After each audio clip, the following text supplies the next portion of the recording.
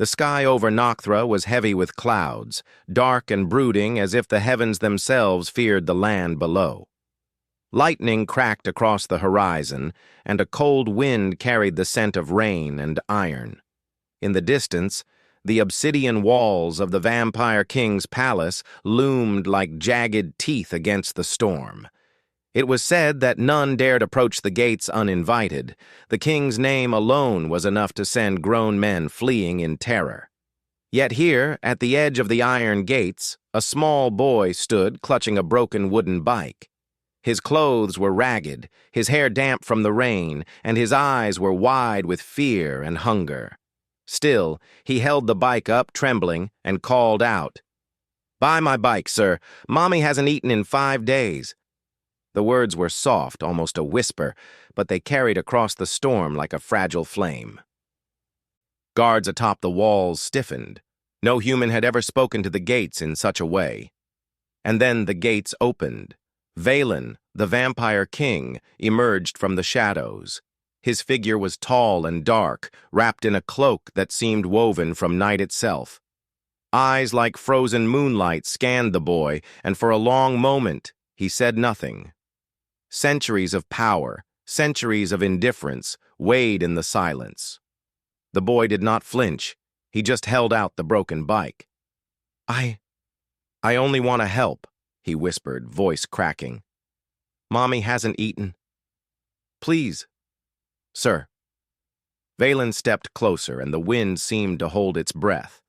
He studied the child, not with the cold, detached gaze he reserved for courtiers or invaders, but with something that had not stirred in him for hundreds of years: curiosity, pity, maybe even something deeper. "What is your name, child?" he asked, his voice low and smooth, like velvet over stone. "Liam," the boy replied. Valen's hand twitched, almost imperceptibly. He had not touched a human in centuries. He had not felt the tug of their needs, their fear, their small acts of courage. Yet Liam's words struck a chord within him, a chord he had long thought dead. "Lead the way," Valen said finally, surprising even himself. The guards exchanged uneasy glances. They had expected him to turn the boy away, or worse. The boy led the king through the mud and rain to a small, ramshackle house on the outskirts of the city. Its walls leaned, the roof was patchy, and the windows were dark and empty. Inside, a woman sat on the floor, her face pale, her eyes sunken from hunger. She did not rise, did not beg. She merely watched as Valen entered. Her son at her side. Ilara. That was her name. Valen felt an unfamiliar sensation in his chest, something like warmth brushing against ice. He had not felt warmth in a long time. Ilara's presence, fragile and yet unwavering, stirred something that frightened him more than any sword or spell. "You have not eaten?" Valen asked, his voice barely above a whisper. Ilara shook her head. She had dignity even in hunger. "There is no food," she said simply. "The market is closed and we have nothing left." Liam's small hand clutched hers. "We tried, sir," he said, looking at Valen with honest desperation. "Please, just help us." Valen's eyes fell to the broken bike. Then he looked at the boy, and then at the woman. He could feel the storm outside pressing against the walls, but inside, another storm had begun, one that came from his own heart. He had lived centuries in solitude, surrounded by power, wealth, and fear. Yet never had he been called upon like this. Not to wield force, not to rule, but simply to care. Without a word, he knelt. The guards tensed.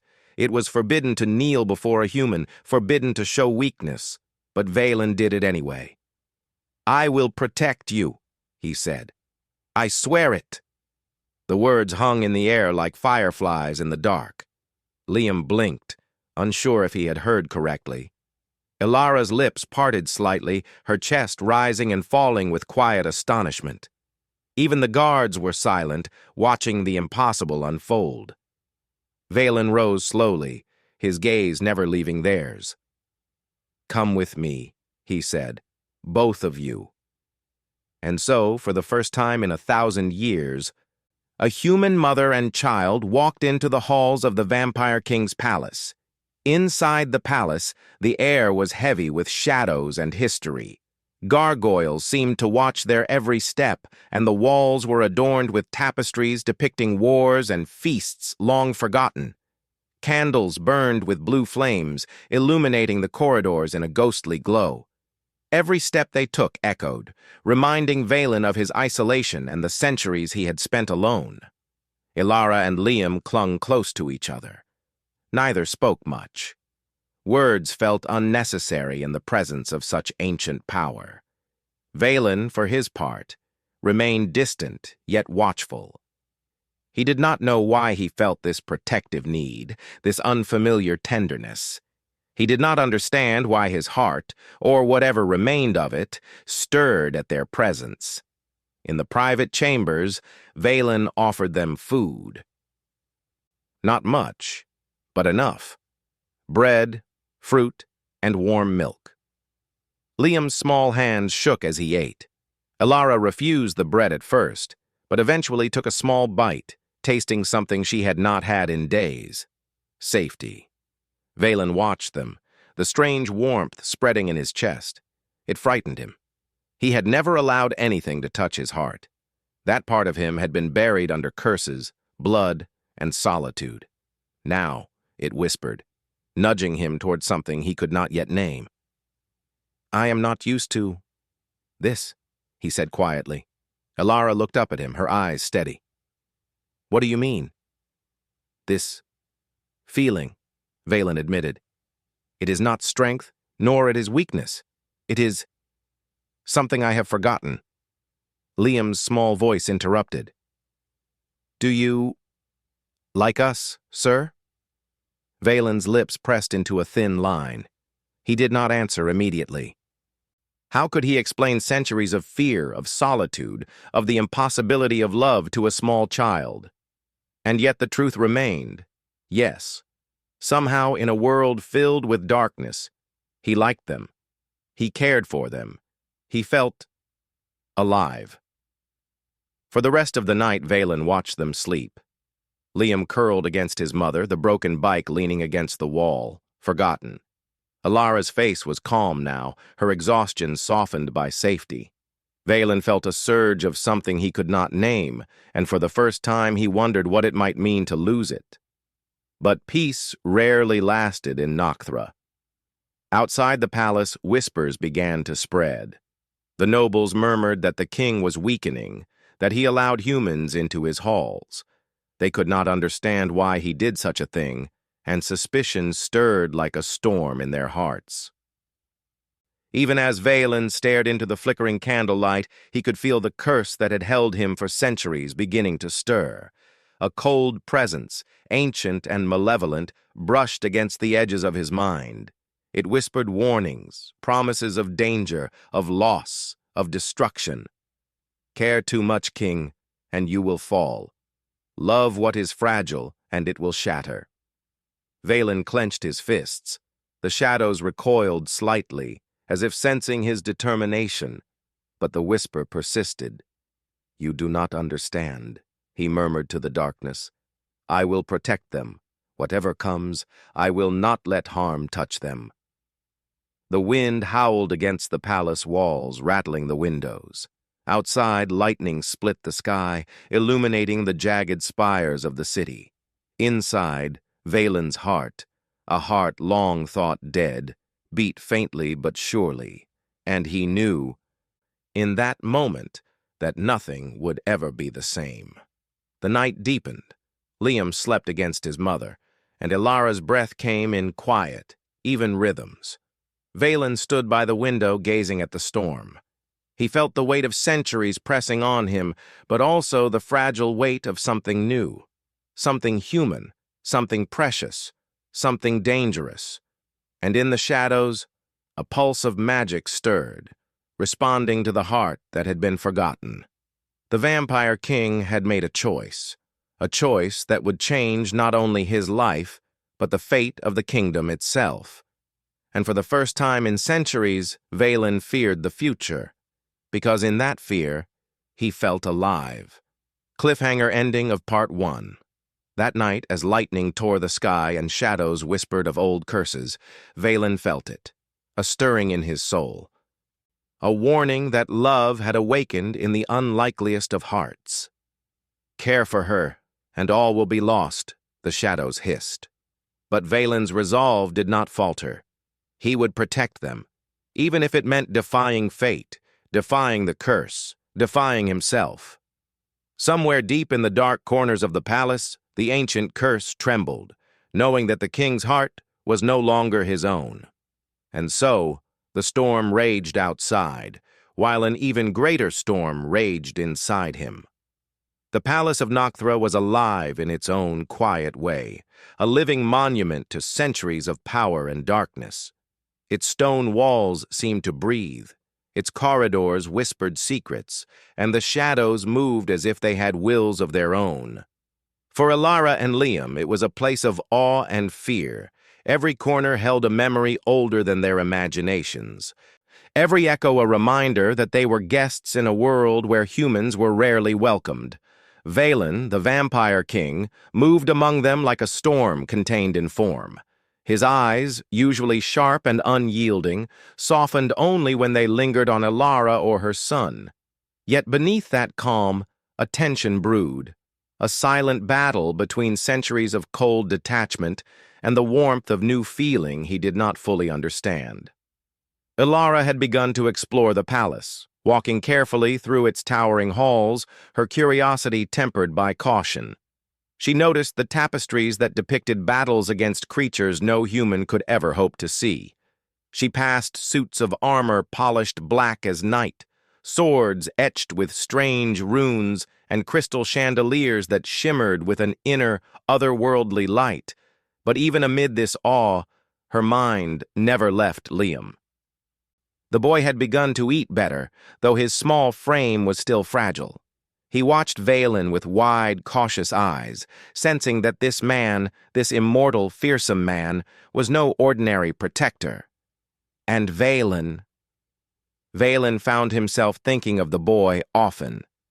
The simplicity of Liam's courage, his honesty, and his love for his mother had begun to pierce the layers of centuries-old darkness. One evening, Valen summoned Alara to a quiet chamber lined with shelves of ancient books. He had not asked her here before. Usually he preferred to remain distant, maintaining the control expected of a king. But tonight, something inside him refused to remain silent. "Why do you fear me?" he asked, his voice soft yet sharp, like glass caught in a storm. Alara looked up, her eyes steady. "I do not fear you," she said. "I fear the world you represent." "But not you, sir." Valen's brow furrowed. "I have been alone for centuries. I have felt nothing but the weight of power and the curse that binds me. You—" He paused, struggling with words that were unfamiliar to him. "You make me feel warmth. I do not know what it is, nor can I explain it." Alara took a careful step closer. "Perhaps it is simply hope," she said gently. "Even darkness can hold it." Valen stared at her, the shadows of the room flickering in his eyes. For a fleeting moment, he saw a world beyond the walls of his palace, a world where the curse might not define him. And yet, with that vision, came fear. A deep, gnawing fear that letting himself care would bring disaster. Meanwhile, the court of Nocthra whispered their discontent. The nobles had noticed the presence of the human mother and child. Some called it madness, others whispered treachery. They spoke of weakness in the king, of distractions that could ruin the kingdom. During a council meeting, a stern-faced noble named Malric leaned forward, his eyes cold. "Your Majesty," he said, voice sharp as steel, "this woman and her child, they do not belong in your palace. You risk everything by keeping them here." Valen's eyes, cold and luminous, fixed on him. "They are under my protection," he said evenly. "That is enough." Malric's lips tightened. "With respect, sire, protecting them may not protect the kingdom.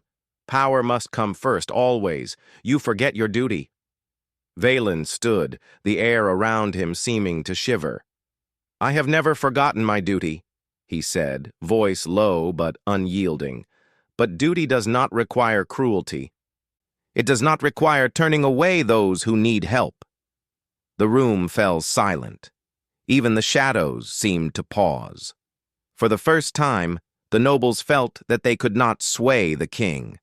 He had made a choice, and that choice was not for them. As the days passed, Valen's connection with Alara grew more complex. He observed her not as a king observes a subject, but as one human observes another. Carefully, with attention to every gesture, every unspoken word. He noticed the way her hands moved when she tended to the palace, the quiet strength she used to comfort Liam, the patience that refused to falter even in the face of fear. And he noticed, more than anything, the way her presence seemed to chip away at the curse that had bound him for centuries. He felt flashes of emotion, longing, tenderness, a dangerous kind of hope. It was exhilarating, terrifying, and utterly unfamiliar. Yet with this awakening came warnings. Ancient magic, buried deep within the palace, began to stir. Valen could feel it in his bones, in the way shadows twisted at his command and whispered secrets of the past. The curse that had once made him untouchable, unfeeling, now responded to his emotions in ways he did not fully understand. "Love will destroy you," the shadows hissed. Valen clenched his fists. "No," he murmured to himself, "not destroy, protect." One night, as a heavy storm raged outside, the palace gates rattled with the approach of a figure cloaked in darkness. It was Malric, the noble who had opposed Alara's presence. He had gathered a small group of dissenters and intended to take the humans from the king's protection. Valen sensed them immediately. Shadows coiled around his fingers, the air thick with the scent of blood and power. He found Alara and Liam just as they were about to descend the stairs. "Stay here," he commanded, his voice sharp and unyielding. Alara shook her head. "No. If danger comes, I will not hide."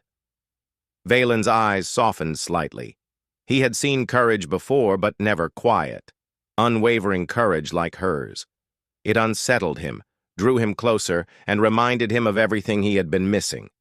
The rebels arrived at the chamber. Malric stepped forward, sneering. "Step aside, King. Your loyalty to these humans is madness. Leave them to us, and your kingdom remains intact." Valen's hand moved, and shadows surged like water, forming shapes that twisted and struck without mercy. The rebels were thrown back, their weapons useless against the king's command of the dark.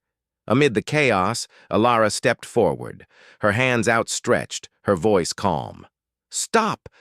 This will not solve anything. Fighting only brings pain."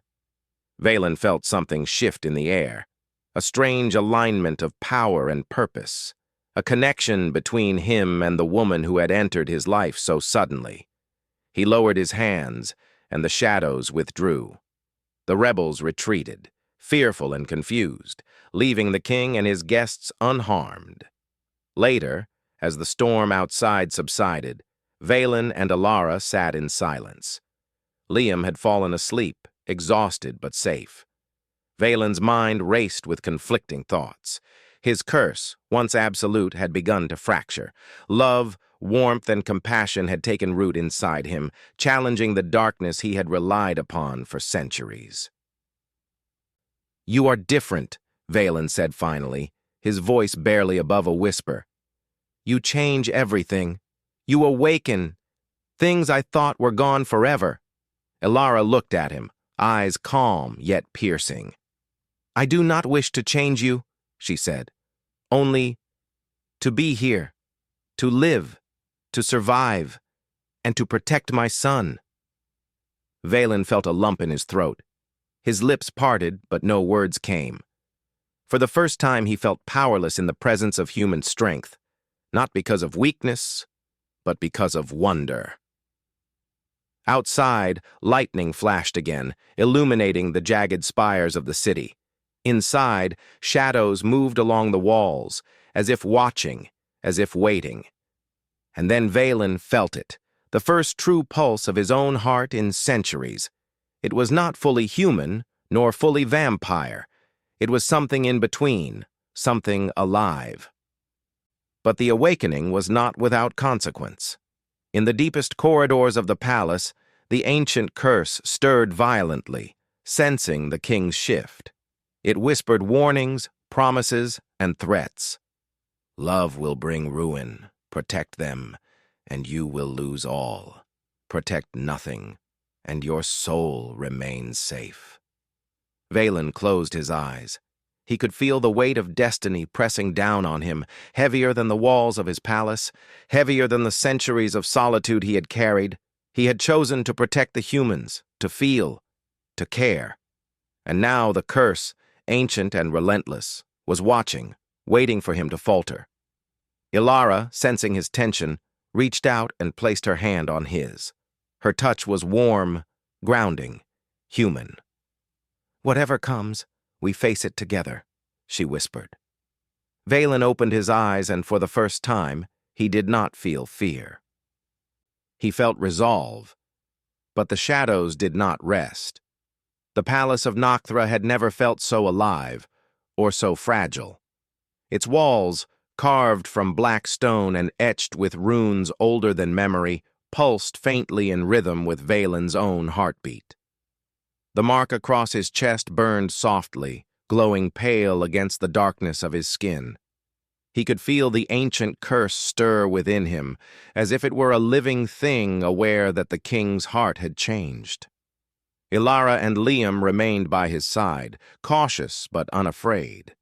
Their presence, once merely tolerated by the shadows, now seemed to anchor the palace itself. Valen had made a choice, and the castle, the walls, the very stones, seemed to recognize it. Yet power does not surrender easily. Whispers of rebellion had grown louder. The nobles, those who clung to old ways, plotted in secret, believing the king's newfound warmth had made him weak. One night, as Valen stood on the balcony overlooking the city, he sensed them, figures moving in the shadows, cloaked and armed, approaching with silent intent. He turned to Ilara, her eyes wide but steady. "They come for you, for your son, for me." Ilara's hand found his. "Then we face them together," she said. Valen had been alone for centuries, ruling through fear and unmatched power. And yet, with her courage beside him, he felt a different kind of strength, one not born of domination, but of trust and human loyalty. The rebels reached the palace just as the first light of dawn struggled through the storm clouds. Malric led them, his face twisted in frustration and fear. "King Valen," he called, "this ends now. Hand them over, and no harm will come to you or your throne." Valen stepped forward, shadows gathering like a tide around him. Yet when he looked at Ilara, he hesitated. In her presence, the shadows felt different, less like weapons, more like guardians. He could feel the curse watching, testing him. "I will not hand them over," Valen said, voice steady. "This is my choice." The rebels surged forward, and the palace erupted in motion. Shadows whipped and struck, bending reality as Valen's power clashed with theirs. Yet even in the chaos, Ilara remained at his side, her courage unwavering. She did not wield magic or steel, but her presence was a force in itself, calm in the storm, light in the dark. As the battle unfolded, Valen felt something extraordinary. The curse that had bound him for centuries, the source of his power and his isolation, was changing. His heart, long frozen, beat stronger. His powers, once cold and destructive, now flowed with protection and control, guided by a newfound purpose. Ilara noticed the change. "Valen, your power," she said, voice hushed as the rebels were thrown back by walls of shadow that moved at his command. "It's different." "It is," he admitted, "because I am no longer alone." The palace seemed to respond to him. Cracks in the stone mended, the air grew warmer, and the blue flames in the chandeliers burned brighter, casting a glow that banished fear. Even the spirits of the halls, long restless and bitter, paused as if recognizing the shift. Liam, small and brave, watched from the doorway. He clutched a wooden toy, forgotten during the chaos, and whispered, "You're strong, sir. You're really strong." Valen allowed himself the smallest of smiles. Strength, he realized, was not measured by fear or dominance alone. It was measured by protection, by the courage to care when the world demanded detachment. The final confrontation came in the throne room. Malric, furious and desperate, had broken past the first defenses, seeking to claim Alara and Liam. Valen met him in the center, his eyes glowing with quiet power. "You threaten what I protect," Valen said, voice echoing like thunder. "Step back or face the consequence." Malric laughed, but it was hollow. "You have changed, King. You have allowed yourself to feel. That makes you weak." Valen's eyes narrowed. "Feeling is not weakness," he said. "It is life." With a sweep of his hand, shadows rose from the floors and walls, encircling Malric and his followers. Yet instead of crushing, the shadows seemed to guide them, containing them, protecting Valen's chosen family. The power no longer sought destruction. It sought preservation. After the rebels were subdued, silence fell over the palace. Valen looked at Alara, who was standing calmly, her hand resting lightly on Liam's shoulder. Her courage had never faltered. "You changed everything," she said softly. "Not with power, but with heart." Valen felt the words strike him deeper than any sword ever could. He had thought himself beyond redemption, beyond warmth, beyond care. Yet she had reminded him that even kings, even immortals, could be touched by human strength. And in that moment, the curse that had ruled him for centuries fractured completely. The glow on his chest faded, leaving behind not emptiness, but life. Real life. He knelt before her, not as a king imposing will, but as a man choosing connection. "You returned what I thought was lost forever," he said, voice low and trembling. "And I choose to give you everything in return." Alara's eyes glimmered with unshed tears. "You do not need to give me anything," she said. "You only need to be yourself." Outside, the storm had passed. The sky began to lighten with the first hues of dawn. The palace, once a fortress of shadows, now radiated a strange beauty, as if it, too, had recognized the transformation within its king. Valen walked through the halls, Alara and Liam beside him. Courtiers who had once whispered against them now bowed silently, recognizing that the king had chosen a new path, one built not on fear, but on balance between strength and compassion, power and heart. Yet even as the kingdom healed, Valen knew their trials were not over. The prophecy that had haunted him was not a threat. It was a warning, a signal of what was to come. When the king loves, the throne will fall. He did not fear it now. He had love, and that love was his strength. Days passed, and peace settled over the palace. Liam laughed as he learned to ride the repaired bike through the courtyard. Alara tended the gardens, her gentle hands coaxing life from soil that had seemed too cold for growth. Valen watched from the shadows at first, unsure of how to exist in the light of human life. But he was no longer afraid. He joined them, learning the simple joys of warmth, laughter, and quiet moments. Each small act was a rebellion against centuries of solitude, a reclamation of what it meant to feel alive. And in these moments, Valen realized that love was not a weakness, nor a threat. It was a power older and deeper than any magic he had wielded. It could heal, protect, and transform.